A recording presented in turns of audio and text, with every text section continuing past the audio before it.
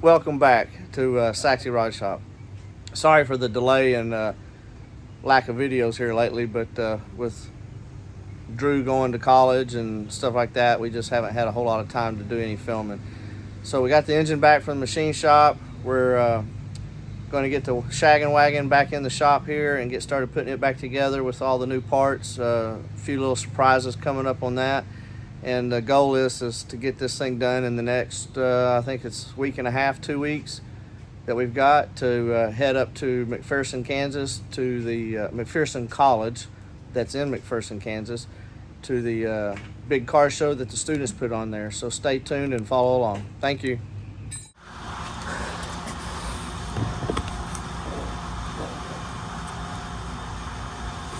Anyway. So yeah, that gives me, what, 2 weeks really to get this thing done, running and tuned, plumbed, everything. If I was just going back like it was, totally stopped, or back like I had it, shit, I'd have it running in 2 days. You're gonna be on it. We're right on it, aren't we? Yeah, probably have to jack the. Okay, let's come up with the motor just a little bit. Yeah, that's good. Well, I may have to, because I got to jack that tranny up quite a bit, I'm afraid. Okay, so here it is, day 2. The tornado storms have passed, thunderstorm warnings. As you saw in the video before we took a break for the night, we were just having a moment. It just wasn't going to fit like it should. So today what we've done is I just went ahead and finished undoing the transmission connections and dropped it down and moved it back. So now the motor should fit down in there over the mounts easier, clear the flex plate and the bell housing, and then I'll just bring the transmission back up, which is what we should have done to start with. Live and learn.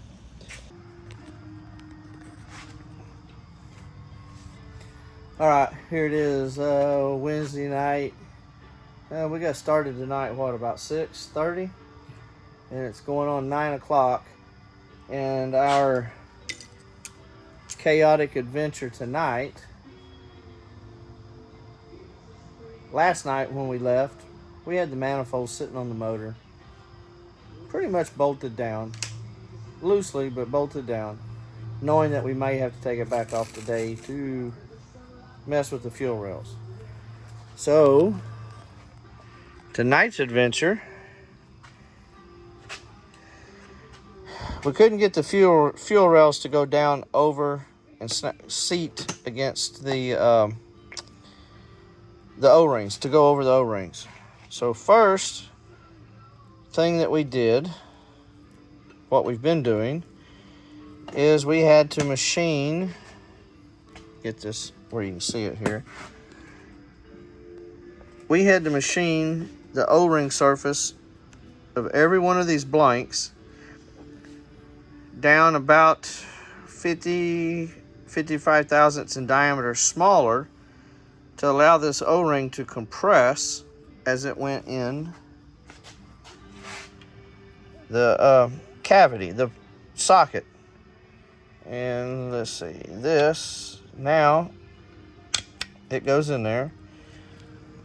So now, because the actual fuel injectors themselves went right on. Then the next problem we had, which we still have as an issue, with the injectors that I have, which these were OEM replacements, but they're from Injector Dynamics.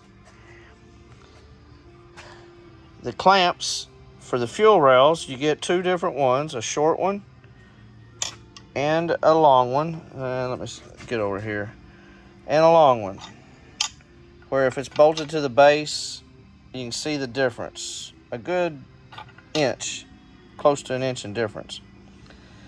Well, if you tighten the short one down to the base like it is designed to go, when you put the fuel rail in, we were approximately a 1/2 inch off. these were going to be too tall to where the fuel rail didn't even come down and touch the O-rings. So temporarily, just so we can get everything mocked up and figure out what still needs to be done, I've made some 1/2-inch spacers. Now, when you mock all this up, everything's seated and lined up. You can see the difference right there. It's about a 1/2 hole off. Everything just pops down in place.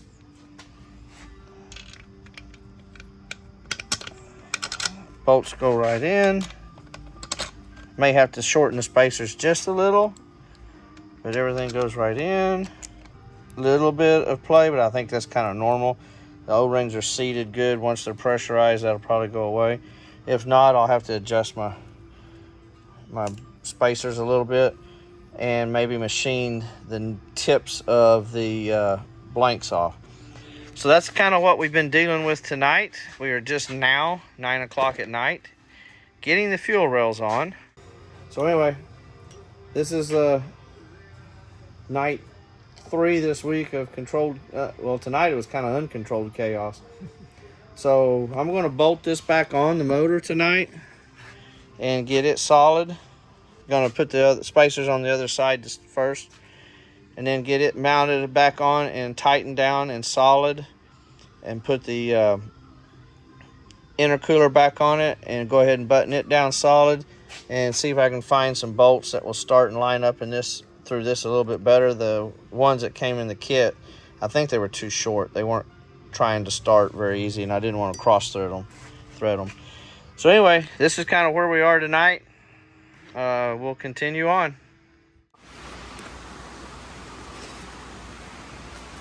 All right. So a little catch up or touch base with what's been going on with Shaggin Wagon. This thing has fought me every step of the way. Do a little recap here of what we've ran into problems with. So the other night, today's what, Saturday? So trying to remember what all's happened so much. So Saturday, or the other night, working on it. I've had that intake off, I don't know, feels like 3 or 12 times. Ordered some spark plug. I was going to start it with just the old plugs, just get it fired up, just to see if it was going to start and run. Went to start putting the old plugs in, only had 7 of them. So I thought, well, okay, I'll just go ahead and call the parts house, have them deliver a set. Gave them the number. They said they were actually out. And I said, well, do you have the NGKs that I've been running? So I asked them to cross it over to another brand just to get me some fresh plugs. Sure, we have them. They send them out. Open up the box. Wrong plug. Wrong seat. They sent the washer seat. These heads use the tapered seat. So while Jimmy, the guy that's been helping me, took the wrong spark plugs back to get another set of the correct ones, I thought I would go ahead and put fuel in it and pressurize the fuel system to see if any of our fuel injectors fuel system had a leak. Oh, and that's another thing. So we had to remachine all of these block off nozzles, or dummy injectors. Couldn't get them on. They were 50 thousandths, 55 thousandths too big in diameter where the O-ring goes. So I had to remachine every one of them. So that is something, if you have to run those, check them before you use them. So that's what we've been fighting with. We've had that intercooler. I think I'm going to have to go buy new bolts. I've probably wore them out putting it off and on. And then I did see this morning, I wiped it up, but there was a couple of drips of some antifreeze. And from underneath of it, it looks like the water pump was just seeping a little bit. So I'm hoping once we fire it up and heat cycle it, maybe everything will expand and seat. We have the oil in it. The dry shaft is in it. We have the new fuel lines on it. We still got to put the dipstick in it. We had to redo the air tube, which you've seen or will see in the pictures. Brandon did an amazing job on that. We've routed some vacuum lines. Oh, and originally I had the air temp sensor before I had the intercooler in the air tube right before the throttle body, right here. Well, we put it in the same spot, back in there. After modifying the air tube, we had to modify that on that side there. Not thinking, though, that I have an intercooler now. So then I had to pull all of this back off to get in there and drill and tap the front. And the reason I had to do it on the front is I didn't want to pull the base intake off to do it at the rear. And this Holley lower intake comes with 3 ports, one for the, the map sensor. So it has its own dedicated port back there, and then there is a 3/8 pipe outlet and a 1/8 inch pipe outlet. And I actually currently have all of those in use. One for the meth system. I don't know if you can actually see them down in there. Probably not. Right there. I have a hex 3/8 fitting in there that has 2 1/8 inch outlets on it, so I can get 2 out of 1 hole. So that's all being used. So that's why we had to come up front and drill and tap it up front, because this air temp sensor needs to be below the intercooler. So we're fixing to put the manifold back together, put the throttle body on it, then we will start putting the air intake in it, intake tube. Then we have to put all the plugs and plug wires on it, and the dipstick, I need to put it in there, get it mounted.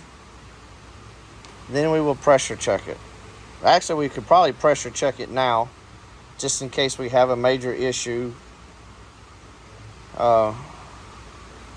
We might do that. But that's what we have been fighting with. And I know I've forgotten a few other little things that we've had problems with. But anyway, it's Saturday. Supposed to go dancing with my friends tonight, but got to get the wagon done so I can make Monday afternoon dyno appointment. Then I'm going to start putting some miles on this thing, because I'm driving this up to McPherson, Kansas for their end of the year car show, May 4th weekend. Basically 2 weeks away. Anyway, I'm going to get busy and we'll do a little more filming here in a little bit.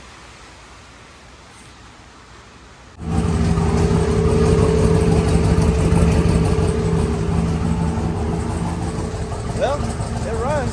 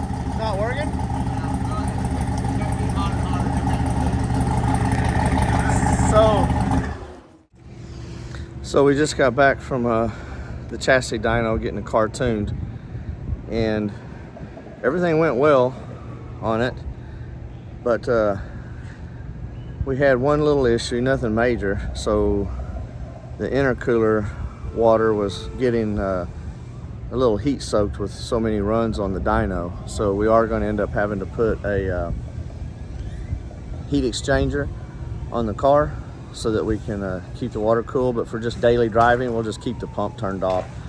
So, but what we had going on here is with the new, so plan will be to plumb into the water lines coming up to the intercooler, and then we'll put a small heat exchanger out here in front of the car and tie it in like that. So we made I think it was 695 to the rear wheels, horsepower with 620 foot-pounds of torque, and that was all done on 13 pounds of boost. So I'm pretty happy with that. So now the goal is to finish getting the car together for the car show up at McPherson, Kansas. So we're going to do some other small things this weekend, or this week at night after work, and then we'll get the car together and then head off Friday to McPherson, Kansas for the car show. So stay tuned. Thank you.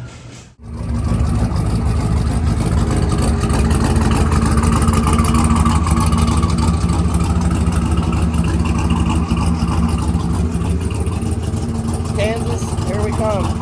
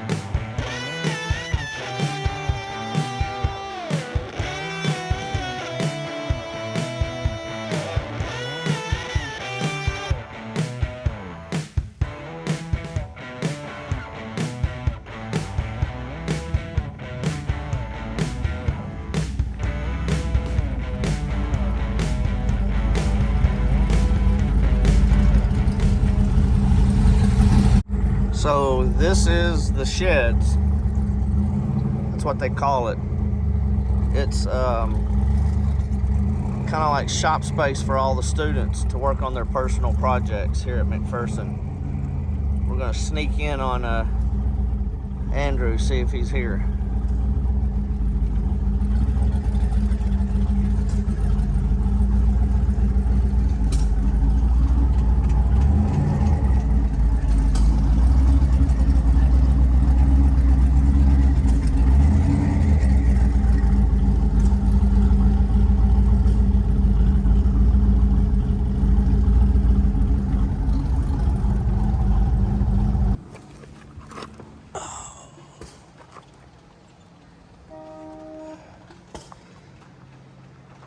So we made it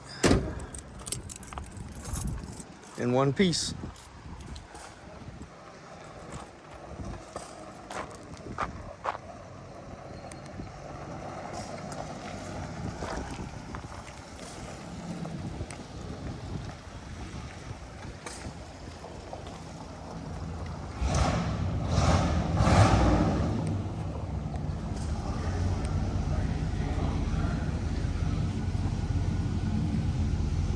So, get that Facebook Live? and this is Tommy Boy. That's how I got you in my phone. So we're gonna hear it run. I just fired it up. You missed it. I fired it again though. Okay. Sounds bad. Sounds bad, like bad, or? I mean, it's just open shorties. Oh well, there's nothing wrong with that. I like the interior and the seat. Yeah. She'll be in there tonight. Looks like they spend more time drinking than they do working.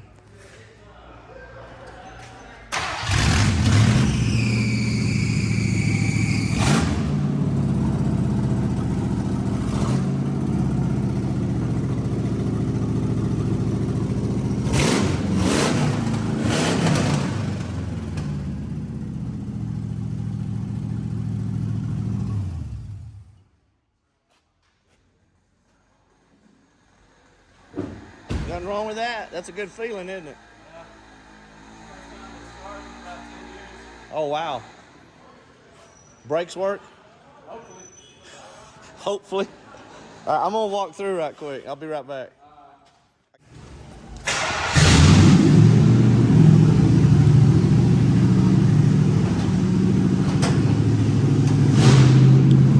There you go. Mm-hmm. Yeah, it's the original engine. Really? Yep. Original transmission too? Yep. Cool. Yep.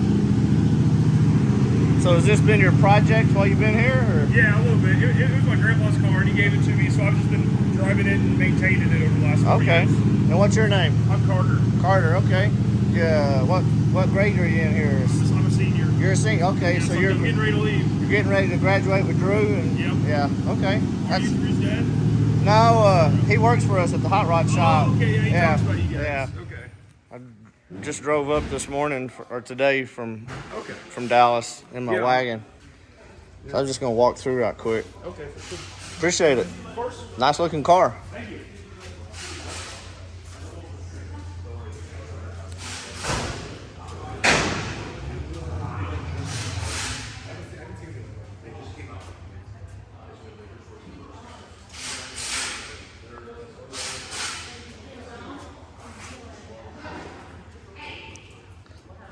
Looks like a Survivor car.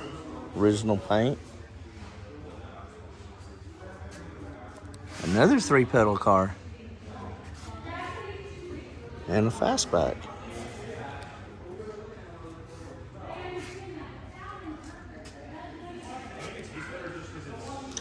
So, McPherson College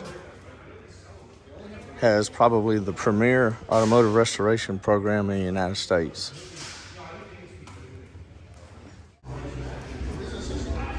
Here you go. Second gen Nova. Big block tunnel ram. Old school drag car right here.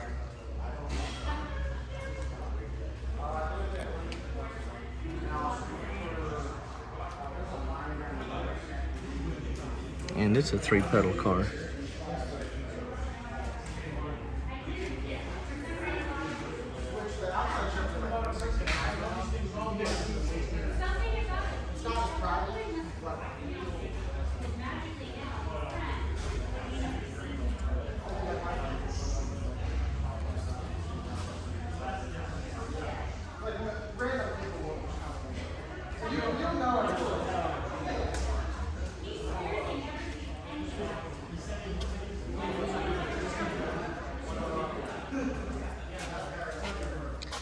Put a Mustang style front end in it from Heights. Very cool. There you go again. Hot rodding it. We'll do a little bit more later.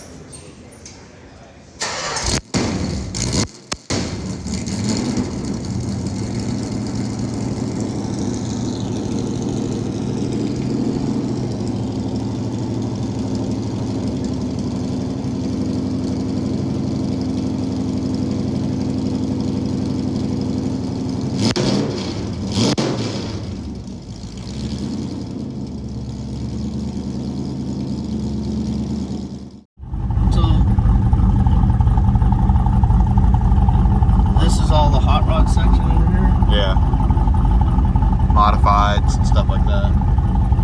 Studebaker's pulling in behind.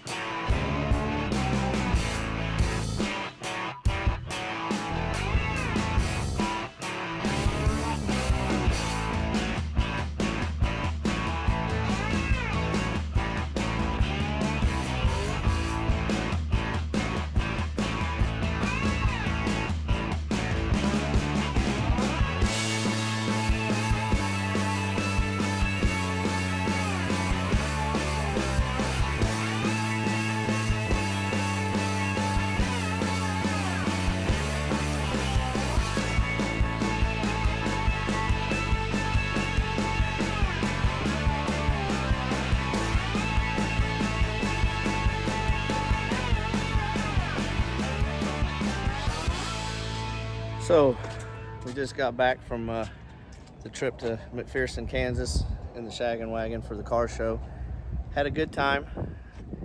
Great turnout at the car show. They did have some bad weather on Friday night. It was raining, thunderstorms. It did affect the car count a little bit, but there were still 350, 400 cars that showed up. I think yesterday morning the temperatures were in the low 50s, so you did need a long sleeve shirt. But all in all, great time, great cars. Probably the one that stood out the most for me was the all original GT40 race car from the 60s was there. And then they did have the Mercedes on display that the students built for Pebble Beach, and they got second place overall in their category at Pebble Beach. So that was a pretty neat deal. They had a presentation about the car, the construction of it, and the students that volunteered their time to do it, and actually did a documentary deal on the trip there, and winning second place, which that's a pretty big accomplishment when you're talking about a bunch of students. So we did about 1,000 miles, 997 miles in 3 days, averaged 20 miles a gallon in the old wagon. So very happy, very pleased. It rained basically all the way from Kansas through Oklahoma, got here. As you can see in the background, the sun's shining pretty nice. So typical deal. But had a great time. Glad y'all joined us on the trip, and we'll be back next year. So thank you for watching, and stay tuned for more videos, and please like and subscribe if you hadn't. and we appreciate your fellowship. Thank you.